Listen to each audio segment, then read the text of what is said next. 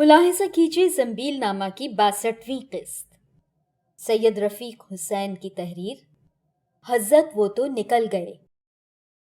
मेरा और मसूद का ये ख्याल था कि इम्तिहान के बाद हम दोनों 2-3 दिन और ठहरेंगे और अच्छी तरह से लखनऊ की सैर करेंगे। लेकिन इम्तिहान ख़त्म होने से पहले ही पैसे ख़त्म हो गए। जिस दिन आखिरी पर्चा करके हम होटल में वापस आए तो वापसी के टिकटों के अलावा 3-4 रुपए और बाकी थे। नाचार ये करार पाया कि सामान दुरुस्त करके सब तैयार कर लिया जाए और एक तेज सवारी पर बैठकर यहाँ का इमाम बाड़ा, घंटा घर और चौक को एक निगाह देख ही आना चाहिए। फिर 8 बजे रात की गाड़ी से कूच बोल दिया जाए। जल्दी जल्दी सामान दुरुस्त करके हम दोनों अमीनाबाद होटल से नीचे उतरे। पार्क के नुक्कड़ पर यक्कों और टांगों का हुजूम था। उधर चले। मसूद सिर थे कि घंटों के हिसाब से तांगा ठहरा लो। मैंने उनको मुत्तला किया कि वो बेदाल के बूदम हैं, इसमें ज्यादा खर्च हो जाएगा, इसलिए फिलहाल यक्के पर ही इक्तफा करना चाहिए। अब यक्कों में तलाश शुरू हुई। मसूद साहब ने एक यक्के की तरफ इशारा किया। उसमें मजबूत और तंदुरुस्त जानवर जुता हुआ था। मैंने उनसे अंग्रेजी में कहा कि तुम में शय लतीफ की कमी है, वरना तेज यक्का न ढूंढते। अव्वल तो ये किराया ज्यादा मांगेगा, दूसरे आंधी पानी की तरह गए और आंधी पानी की तरह आए। इस तरह कहीं सैर होती है? आखिर एक यक्का मतलब का मुझे नजर आ ही गया। मटियार छोटा सा टट्टू मुंडी नीचे किए 3 टांगों पर हालत मुराकबा में था। छोटे से यक्के में ठेठ लखनवी यक्के वाले पट्टे, उस पर 4 इंच की 2 पल्ली टोपी, चूड़ीदार पजामा, अंगरखा पहने, पैर सुकेड़े, घुटनों पर ठोरी रखे गैन बैठे थे। मैंने मसूद की तरफ गुरूर के तौर से हंसते हुए कहा, देखो वो है यक्का जिस पर हम चलेंगे। मसूद बोले, मालिक और घोड़ा दोनों अफ्यूनी। मुझे बहुत बुरा मालूम हुआ, लेकिन फिर भी मैंने तमकिनत से उनको समझा दिया। मियाँ भी साहिबजादे हो, ना समझ हो, अफीमची नहीं है, यादें रफ्तगा में गर्क हैं, उजड़े हुए दरबार अवध की निशानियां हैं, तुम इनकी कदरो मंजिलत क्या जानो। ये कहकर मैं यक्के की तरफ बढ़ा। अब सोचा कि आवाज दूं, जगाऊं तो किन लफ्जों से कि तहजीब से खाली न हो, मुहावरे के खिलाफ न हो। कुछ समझ में ना आया। एक तरकीब जहन में आई। डरते डरते सोती हुई मुतबर्रक ठोरी पर उंगली छुआई तो यक्के वाले साहब इस जोर से उछल पड़े कि मैं भी उछल पड़ा। यक्का भी हिल गया। टट्टू को भी कुछ होश आ गया। दुम की चूड़ी को एक दफा दाएं और एक दफा बाएं तरफ हिलाकर फिर गोते में पड़ गया।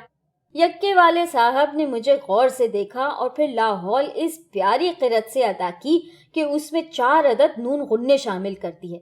मैंने दाद दी, सुभान अल्लाह, आप तो अच्छे खासे कारी हैं, मगर इस वक्त ये किरत बेमौका है। मैं तो इंसान हूँ। बड़े मियाँ बहुत बिगड़े। वाह हजरत वाह, ये भी कोई इंसानियत है कि अच्छी खासी बैठे बिठाए मर्द आदमी को चौंका दिया और अब फरमाते हैं कि लाहौल ना पड़े। हम तो 2 रुपयों का आसरा लगाए बैठे हैं, आप बड़े आए आके चौंका दिया। मैंने कहा, अरे भाई, इसी वास्ते तो चौंका दिया कि कुछ मजदूरी भी करोगे कि सोते ही रहोगे। अच्छा बताओ, कितने घंटा होगा? बड़े मियाँ ने संभल कर फरमाया, मियाँ घंटे का हिसाब तो फैशन वाले तांगों से कीजिए, आपको चलना कहाँ है ये तो फरमाए। मैंने बताया, हम लोग परदेसी हैं, शहर की सैर करना चाहते हैं, चौक से होते हुए हुसैनाबाद और आसिफुद्दौला का इमामबाड़ा देखते हुए वापस आ जाएंगे। मालूम हुआ 4 कोस का चक्कर है, लेकिन परदेसी होने की वजह से 1 ही रुपया लिया जाएगा। मैं खुश हो गया, लेकिन मसूद का मुंह कलकत्ता स्लीपर की तरह खिंचा ही रहा। खैर, हम दोनों बैठ गए। मैंने यक्के वाले का नाम पूछा।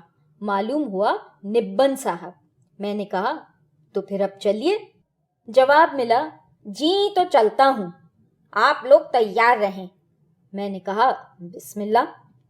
निब्बन साहब ने पैंतरा बदलकर फुट भर की लकड़ी में बालिश भर का बंधा हुआ तागा घोड़े के कूलों पर चट से लगाया। टक टक चल चल का हुक्म घोड़ी को दिया। उसने 6 दफा सर को ऊपर नीचे किया जैसे कोई बुढ़िया उखली में मूसल चलाती हो, और बस। मैंने कहा, जानवर तो चलता ही नहीं। फरमाया, चलते ही चलते चलेगा, मुंह का निवाला तो नहीं है। जब फिर आखिर घोड़ी चल ही पड़ी तो मैंने फिर निब्बन साहब से गुफ्तगू शुरू की। सभी तरह उन्हें छेड़ा, मगर अल्लाह के बंदे ने हाँ और नहीं के 2 जवाबों में टाल टाल दिया। कुछ बातें न की, खामोशी रहे। चलते चलते एक उजड़े से बाजार में जा रहे थे कि निब्बन साहब बोले, अब निब्बन साहब की गुफ्तगू बगैर नून गुन्नों के लिखी जाएगी ताकि पढ़ने में आसानी हो। हाँ, शायकीन अगर चाहें तो खुद मुतवातिर नून गुन्ने मिलाते जाएं। निब्बन साहब बोले, मियाँ साहबजादे, अब देखिए मैं तो आपके लिए ही चलता हूँ, मजदूरी तो मेरी हो ही जाएगी। अगर आप लोग मुनासिब समझें तो मुझे 4 आने दे दें। मसूद ने कहा, वाह जी वाह, अभी से? और बुट्टन करोगे क्या? निब्बन साहब ने कहा, हुजूर जरी की जरी आप यहीं तवक्कुफ करें, बंदा 2 छींटे लगाकर अभी आता है। तबीयत सुस्त हो रही है, चौचाली आ जाएगी, फिर देखिए हुजूर को कैसी सैर कराता हूँ। मसूद तो नहीं नहीं करते ही रहे, मगर मुझे तरस आया। पैसे मेरी ही जेब में थे, निकाल कर दे दिए। बड़े मियाँ बोले, वल्लाह शराफत इसे कहते हैं। ए मियाँ सलामत रहिए। ये कहकर यक्के को एक गली के पास छोड़ चल दिए। 8 घंटा हम दोनों ने इंतजार किया। इसके बाद आप आए, और अब जो आए तो निहायत शगुफ्ता, खूब बातें करना शुरू कर दी। कहने लगे, मियाँ क्या पूछते हैं लखनऊ को, अब क्या उजड़ गया, ना वो जमाना है ना वो बातें हैं। इसी कैसर बाग में क्या क्या जश्न होते थे, कैसे महवशों के मजमे रहते थे, क्या क्या महफिलें होती थीं। अब क्या है, इन आँखों ने वो जमाना भी देखा और मियाँ ये भी देख रहे हैं। मसूद ने कहा, बड़ी मियाँ आप भी नवाबों में से हैं? निब्बन साहब ने कहा, अजी सरकार कोई नवाबों ही पर थोड़े मौकूफ है। हमने सब कुछ देख डाला, हमारे नवाबों से बढ़कर वक्त हो गए और गुजर गए। जिधर से हम निकल जाते थे लोगों की नजरें उठती थीं। अब क्या रहा है, सांसों का शुमार है, जिंदगी के दिन पूरे करते हैं। सब चल दिए, हम रह गए। नवाब मसूद कदर और पहल की कदर हमारे लंगोटिया यार थे। आज 6-7 बरस का अरसा हुआ, वो भी चल दिए। मसूद ने कहा, अरे वारे बुड्ढे, मैं तो जिंदा बैठा हूं, मुझे मारे डालता है। मैंने कहा, चुप रहो जी, बदतमीजी मत करो। जी निब्बन साहब, तो आपका वक्त बिगड़ गया, पहले आप रईस होंगे। ऐ साहब, रईस क्या चीज है, दौलत हमारी गुलाम थी, गुलाम। हम रुपए पैसे की फिक्र न करते थे, जवानी की उमंगें थीं, इस वक्त का ख्याल न था। खुदा तरह तरह से देता था और हम लुटाते थे। एक ही जलसे में रात भर में 100 अशरफियां अल्लाह रखी पर से निछावर कर दी। ऐश बाग में सावन का मेला, हाय हाय ना पूछिए। हम दूल्हा बने फिरते थे, लोग इसके मुतमन्नी होते थे कि हम उनसे बात करें। फिर अल्लाह ने दिया और फिर मिटा दिया, और फिर दिया और फिर मिटा दिया। ऐ साहब, एक दफा आखिरी मौका फिर हाथ आया, मगर नसीबों की खराबी से कुछ न रहा। लेकिन मियाँ, अब की दफा मेरा कसूर न था। जो कुछ किया इग़्ग़न साहब ने किया, मिटा दिया इग़्ग़न साहब ने। अब वो भी रोते हैं और हम भी हाथ मलते हैं। मियाँ साहबजादे, मुक़द्दर की खराबी इसे कहते हैं। जरी सी चूक में आदमी मारा जाता है। किया जो कुछ तो इग़्ग़न साहब ने ही किया। अफसोस, काश मुझे मालूम होता। मैं क्या जानता था, मगर साहब चूक मुझसे भी हो गई। मसूद ने कहा, अरे भाई कुछ बताओ तो सही कि क्या हुआ था। जी जी बताता हूँ, लेकिन वो मियाँ एक चवन्नी और दे दीजिए। मेरी आधी मजदूरी तो देखिए, अल्लाह आपका भला करे, हो ही गई है। और तकलीफ ना हो तो जरी देर बैठे रहिए, मैं अभी अभी आया। ये कहकर चवन्नी और ले बड़े मियाँ फिर यक्के से उतरकर एक गली में चले गए। 8 घंटे के बाद फिर तशरीफ लाए। घोड़ी को बमुश्किल तमाम जब रफ्तन मजदर के गेर में डाल दिया तो फिर हम दोनों ने इसरार किया कि हाँ साहब, वो इग़्ग़न साहब ने क्या सितम ढाया था, हमको भी तो मालूम हो। निब्बन साहब ने कहा, ऐ हज़रत ना पूछिए, सितम ही ढा दिया, कहीं का ना रखा, वरना आज हमारी ये हालत ना होती। साहब किस्सा ये है कि खुदा मग़फ़िरत करे, उस्ताद फिद्दन साहब मुझसे बड़ी मोहब्बत करते थे और मैं भी उन्हें उसी नज़र से देखता था। खुदा गरी के रहमत करे, बड़े खूबियों के आदमी थे, मगर ज़रा सनकी थे। जिस बात की धुन हो गई तो हो गई। एक दफा जो मछली के शिकार की धुन लगी तो अब तरह तरह की डोरें बंध गईं। बीसियों चारे और जुल्लाब ढूंढ ढूंढ कर तैयार कर लिए। उंगल उंगल भर की मछलियों से लेकर 2-2 गज की मछलियां पकड़ डाली। कीमिया का शौक हुआ तो सैकड़ों तरह की जड़ी बूटियां ढूंढ लाए। कर्ज ये कि यही रहता था, कभी रम्माली है, कभी जादू, कभी अमलियात। इन्हीं बातों की वजह से हम लोग उन्हें उस्ताद कहते थे। यक्का तन्हा रहते थे यहीं आपके हुसैनाबाद में। 2 कोठरियां, एक दालान था, उसमें पड़े रहते थे। अजीब सिफतों के आदमी थे सरकार। एक दिन दोपहर को, बरसात का जमाना था, मैं टहलता हुआ उनके पास चला गया। खामोश बैठे थे। मैं भी जाकर पास बैठ गया। मैंने कहा, कहिए फिद्दन साहब, आजकल क्या सनक है? जरा तुनक मिजाज भी थे। बिगड़कर बोले, सनक है सनक, तुम सनक ही समझते हो। सुनो, तुमने कभी कश्फ नफ्स का अमल भी सुना है? कभी अमल तकलीद ख्याल भी सुना है? अमल परवाज भी सुना है? मैंने कहा, नहीं हज़रत, मैंने तो इनमें से किसी का भी नाम नहीं सुना। बोले, फिर क्या बक रहे हो? मैंने कहा, क़िबला कुछ तो बताइए कि ये क्या होते हैं। एक कलमी नुस्खा पास रखा था, उस पर हाथ रखकर बोले, ये जो कुछ इसमें लिखा है वो 2 लफ्जों में तुमको बता दूं? मियाँ, दिन चाहिए, दिन, हफ्तों लग जाएंगे।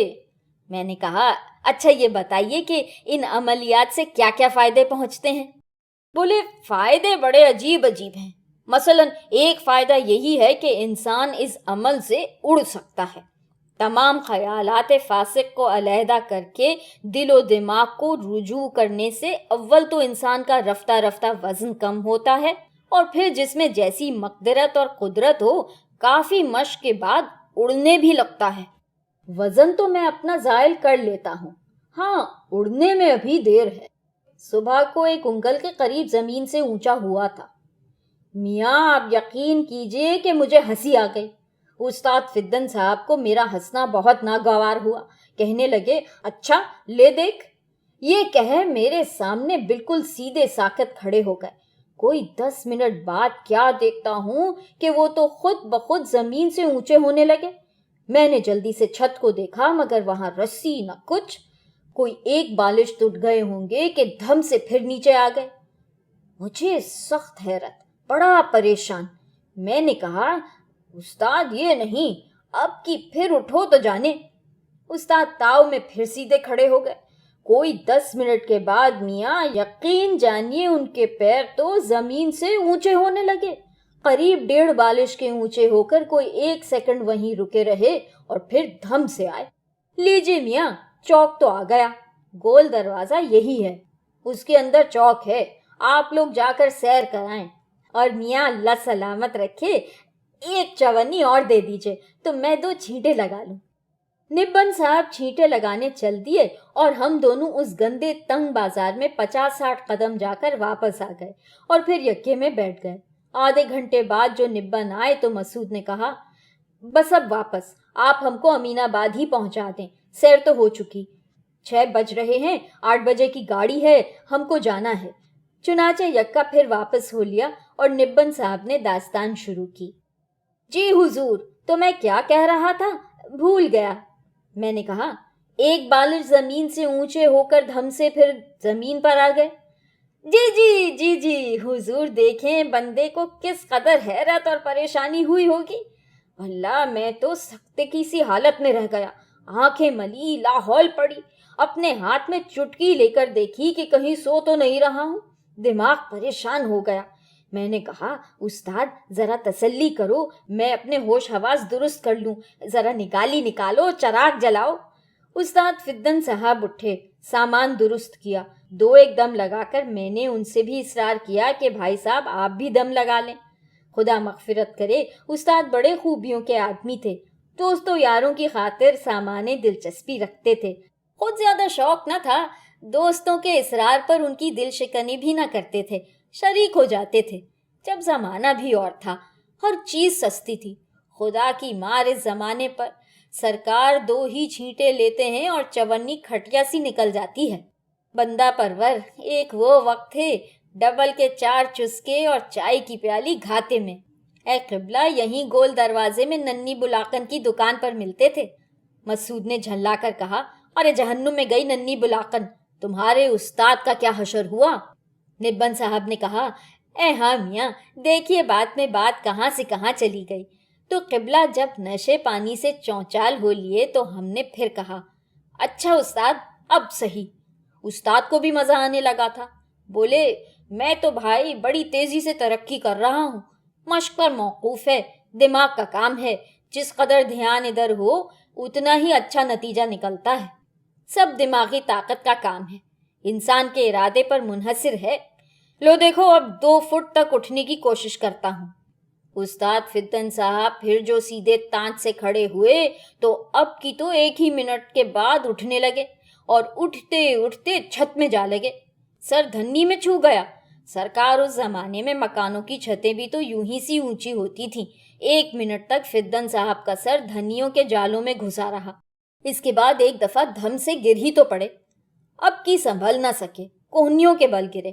میں نے لپک کر اٹھایا، سر کا جالا چھڑایا، کہا، بھائی دم لے لو، اطمینان سے کام کرو، واللہ یہ تو بڑی بات ہاتھ آ گئی ہے، دیکھو خدا کو کیا منظور ہے۔ میں یہی کہہ رہا تھا کہ کوٹری کا دروازہ چوں سے بولا۔ دیکھتا کیا ہوں کہ اغن صاحب سر ڈالے ہیں۔ بولے، استاد کیا ہو رہا ہے، میں آؤں؟ اتنا کہا اور ہنستے ہوئے آ گئے۔ اب کیا کر سکتے تھے، دراصل مجھ سے ہی غلطی ہو گئی، مجھے پہلے سے ہی کنڈی لگا لینی چاہیے تھی۔ میں نے اغن صاحب سے کہا، اچھا اب کنڈی لگائے آؤ۔ حضرت کو جب سب حال معلوم ہوا بولے، تو بھائی باندھو سوپ استاد کے شانوں پر، ہم بھی دیکھیں کیسے اڑتے ہیں۔ میں نے کہا، پھر وہی سفلوں کی سی باتیں شروع کی۔ واللہ اچھا نہ ہوگا، یہ موقع دل لگی کا ہے، سب سے بیٹھو استاد دم لے لیں۔ اغن صاحب بولے، دم تو یارو میں بھی لگاؤں گا، تم لوگ تو رچے ہوئے ہو، کوٹری مہک رہی ہے۔ خیر میاں 2 چھینٹے لے لیے۔ ہائے واللہ استاد کا بھی کیا دم تھا۔ پھر اصرار کرنے سے شریک ہو گئے تو میاں استاد پھر کھڑے ہوئے۔ میں نے کہا، ٹھہرو، تسلی کر لو۔ جلدی سے ان کے پیروں کے نیچے ان کا لحاف توشک لا کر بچھا دیا اور کہا، لیجیے استاد اب غم نہیں، چاہے سر کے بل بھی غوطے کیوں نہ ماریے۔ استاد کو بھی اطمینان ہو گیا۔ پھر چھت میں سر لگا کر 3-4 منٹ معلق رہے اور آ گرے۔ میں نے کہا، استادی تو جب ہے کہ آہستہ آہستہ نیچے آئیے، یہ بھی کیا کہ ڈھیلے کی طرح بھدے سے نیچے آ گرے۔ جب دماغ کی قوت اور ارادے ہی پر موقوف ہے تو لگاؤ کدو کا زور۔ استاد نے کہا، اچھا۔ پھر کھڑے ہو گئے۔ اب کی گرے تو نہیں، مگر ایسے بھی نیچے نہیں ہوئے جیسے کسی کی شرمائی ہوئی نظریں، کٹی کا نکیا کی طرح اتاتے پتاتے نیچے آ گئے۔ میں نے کہا، خیر بسم اللہ بری نہیں ہے، پھر کوشش کرو، یہ مرحلہ بھی طے ہو جائے گا۔ حضور 3-4 دفعہ کے بعد اب تو بالکل سہولت سے اترنے لگے۔ اغن صاحب اور میں دونوں دم دلاسے دیتے رہے، لیکن صاحب اغن کی وہی نادانی کی باتیں، اب سر ہیں استاد کے۔ میں نے کہا، نہیں اب زیادہ پریشان نہ کرو، تھک گئے ہوں گے، آرام کرنے دو، چلو اب چلیں۔ میاں میں ان کو اپنے ساتھ ہی گھسیٹ لایا۔ راستے میں لگے اغن صاحب زمین آسمان ملانے، کبھی کہیں استاد کو کلکتہ لے چلیں گے، کبھی کہیں ٹکٹ لگائیں گے، بڑے لاٹ کو تماشا دکھائیں گے۔ میں نے کہا، ابھی رسانیت سے کام لو، رسانیت سے، روپیہ کمانے کے تو اب لاکھوں طریقے ہیں، روپیہ تو اب بہا بہا پھرے گا، لیکن پہلے استاد کی مشق پوری ہو جانے دو۔ ابھی تو کھڑے ہی اٹھتے ہیں، لیٹ کر اٹھنا آ جانا چاہیے اور سہولت سے اترنا چاہیے، بلکہ اور بھی اچھا یہ ہو کہ پینگ لیتے ہوئے نیچے آئیں اور پھر اٹھتے چلے جائیں، ایک ہاتھ پھیلا ہوا ہو اور دوسرا سینے پر، یہ معلوم ہو کہ خود تو سو رہے ہیں اور کوئی پینگ دے رہا ہے۔ لیکن دیکھو یار اخن، یہ سب خاک میں مل جائے گا جو ابھی کسی کو بھی اس کی رتی بھر بھی خبر ہو گئی۔ ابھی تو یہ سب راز ہی رہنا چاہیے، اور بھائی آمدنی میں بھی استاد کا حصہ اول رکھنا ہوگا۔ دیکھو تم جلدی نہ کرو، سہولت سے کام لو، میں استاد کو راضی کر لوں گا، روپے میں 6 آنے ان کے اور 5-5 آنے ہم دونوں کے۔ اغن صاحب کی عقل میں بات ذرا دیر میں آتی ہے، مگر میاں میرے سمجھانے سے وہ سمجھ گئے۔ دوسرے دن استاد کو میں نے سب اونچ نیچ سمجھائی۔ ہائے کیا معقول آدمی تھے، میاں میری سب باتوں پر راضی ہو گئے۔ اب ہم دونوں نے پھر انہیں مشق کرانی شروع کر دی۔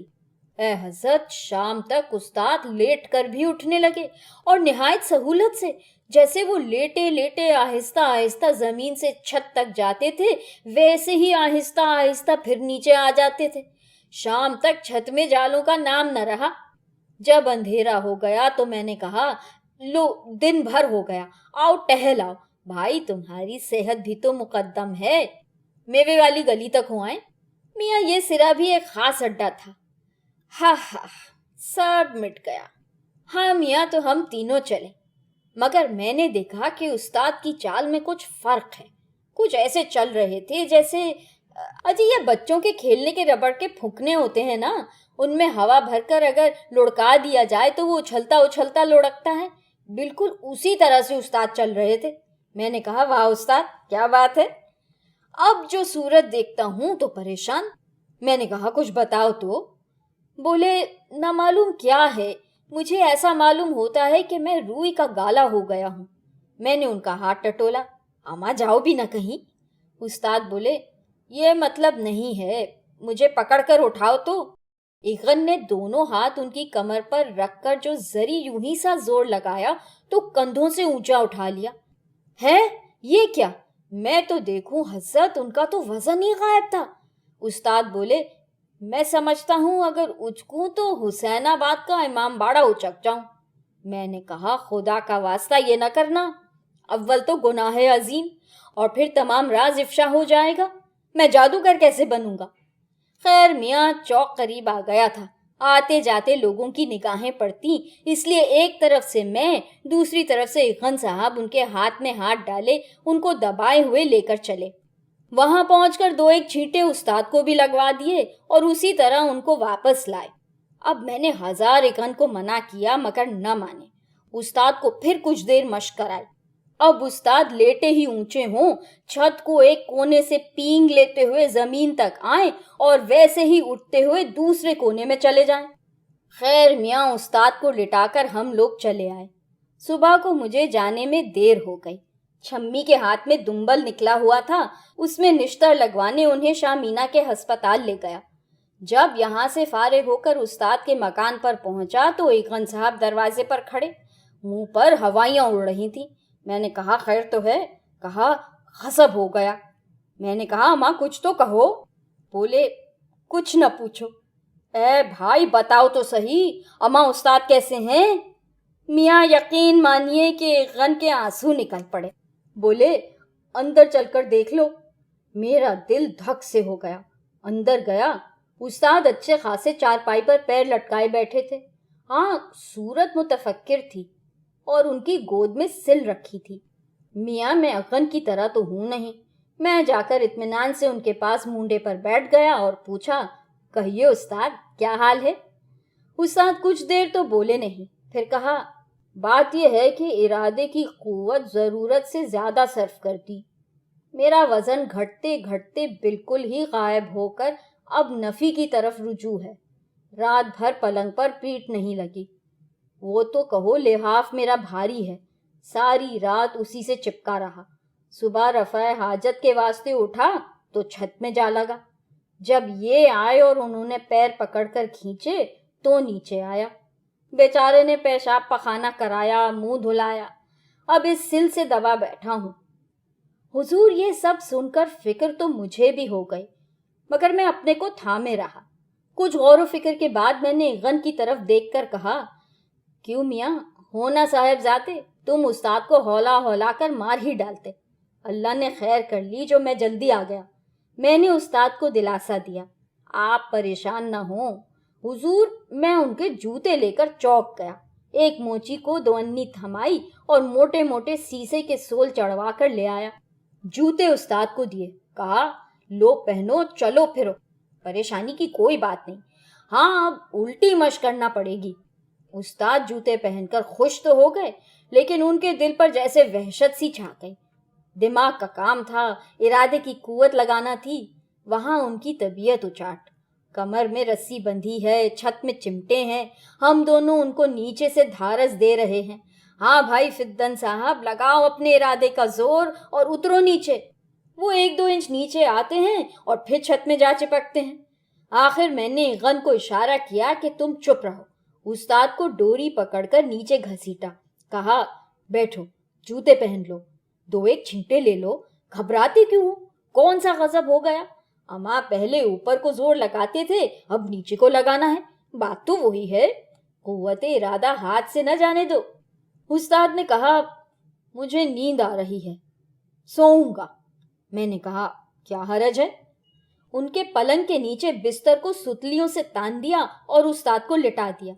उस्ताद उसके नीचे चिपक गए। अब मैंने फिर इगन साहब को समझाया कि देखो भाई, उस्ताद परेशान है, उनका दिल बहलाओ, तफरी कराओ, जल्दी ना करो, अब उल्टी मश्क करवाना है, उनका दिलो दिमाग हाजिर होने दो। सहपैर को उस्ताद को जगाया, मुंह हाथ धुलाए, 4-6 छींटे हम दोनों ने लगाए। उस्ताद को भी 2-3 छींटे लगवा दिए। फिर उनको लेकर गोल दरवाजे होते हुए मेवे वाली सराय गए। पुराने दोस्त अहबाब का मजमा था, बातचीत में दिल बहला। उस्ताद को आदी न थे, यहाँ अफ्यून निहायत आला किस्म की होती थी। खूब गोलियां उड़ाई, शराबोर हो गए। उनका गम गलत होता देखकर मुझे भी खुशी हुई। अब हम तीनों फिर चले। अंधेरा हो गया था, दूसरी तारीख का चांद था, हल्की हल्की चांदनी थी। ये ठहरी कि गोमती के किनारे सैर की जाए। ठंडी ठंडी हवा लगी। उस्ताद की तबीयत तो सनकी ही थी, सनक आ गई। मैं तो सोऊंगा। नशे के ऐसे ज्यादा आदी भी न थे, उनका कहना भी बेजाना था, मगर वहां हम उनको कहाँ सुलाते। 1000 समझाया गया मगर ना माने। वहां शाही के पुराने गिरे पड़े खाली मकान थे। उस्ताद एक को देखकर बोले मैं तो यहाँ सोऊंगा। ना माने। खैर मैंने जेब से रस्सी निकाली, उस्ताद की कमर में बांधी, जूते उतारे, उनको 1.5-2 गज ऊंचा करके रस्सी अगन साहब को दी कि पैर के नीचे दबा लें। हम दोनों उकड़ू बैठ गए। थोड़ी देर में उस्ताद सो गए। मैंने अगन से कहा देखो, उस्ताद की जिद है, खैर यूं ही सही, लेकिन 15 मिनट से ज्यादा सोने न देंगे। मैं बैठा यही सोच रहा था कि किस तरह का शामियाना होना चाहिए, कुर्सियां बेंचें कैसी हों, टिकट दर्जा अव्वल 10,000 रुपए का हो कि ज्यादा का। और उधर इगन साहब खुद पीनक में आकर मुझ पर लुढ़क पड़े। मैं भी चौंक पड़ा। बोले रस्सी छूट गई। मैंने कहा वल्लाह तुम भी अजीब इंसान हो। फिद्दन साहब अगर जाग पड़े और बरसों की पुरानी छत और जालों में अपने को चिमटा हुआ पाया, बहुत बिगड़ेंगे। ये क्या किया? मियाँ अमीनाबाद आ गया। हम दोनों चौंक पड़े। वाकई अमीनाबाद आ गया था। सामने होटल था। मसूद ने घड़ी जो देखी, बौखला गए। यार 7:45 हो गए। बड़ी मियाँ, यहाँ से स्टेशन का रास्ता कितनी देर का है? हुजूर 10 मिनट का रास्ता है, बात करते में तो स्टेशन आता है। मसूद ने कहा अच्छा तो हमको स्टेशन तक और छोड़ दो, वो सामने होटल में सामान है, हम अभी रख लेते हैं। हुजूर मुझे कब इनकार है, मैं खिदमत के वास्ते हाजिर हूँ। पर मियाँ बुरा न मानिएगा, यहाँ तक की मजदूरी में वो 54 और बाकी है, वो भी दे दीजिए। अल्लाह हुजूर को सलामत रखे, आप असबाब रखें और मैं अभी आया। मसूद साहब बोले दे दो भाई। 2 सूटकेस, 2 बिस्तर रखने के बाद 6-6 इंच जगह हम दोनों को भी मिल गई। इस पर बैठकर 8 घंटा इंतजार किया। अब फिर चल दिए। थोड़ी देर सब्र के बाद मसूद ने कहा हाँ बड़े मियाँ साहब, फिर क्या हुआ? बड़े मियाँ फिर खामोशी के साथ बोले फिर क्या होता? मसूद ने कहा आखिर? निब्बन साहब ने कहा बस अब अपने नसीबों को रोते हैं। मसूद ने कहा अरे जालिम, तो हुआ क्या? निब्बन साहब ने कहा हाय हाय, होता क्या, उस कोठरी में छत ही न थी। अंधेरे में लटकी हुई रस्सी टटोली, न मिली तो दिया सलाई जलाई। उस्ताद फिद्दन साहब कहाँ? हजरत वो तो निकल गए। 11 बजे रात को तीसरे दर्जे के मुसाफिर खाने में सूटकेसों पर बिस्तर रखे दोनों अपने अपने अड्डों पर चढ़े हुए सुबह के इंतजार में बड़ी देर से खामोश बैठे थे। आखिर मुझसे रहा न गया। मैंने मसूद से कहा यार अब तो सुबह इसी तरह करनी है, फिर सोच किस बात की है? मसूद पहले तो खामोश रहे, फिर मेरी तरफ गौर से देखकर बोले क्यों जी, उस्ताद फिद्दन साहब अब भी चले जा रहे होंगे? ना मालूम कहाँ तक चले गए होंगे, ना मालूम कब तक चले जाएंगे।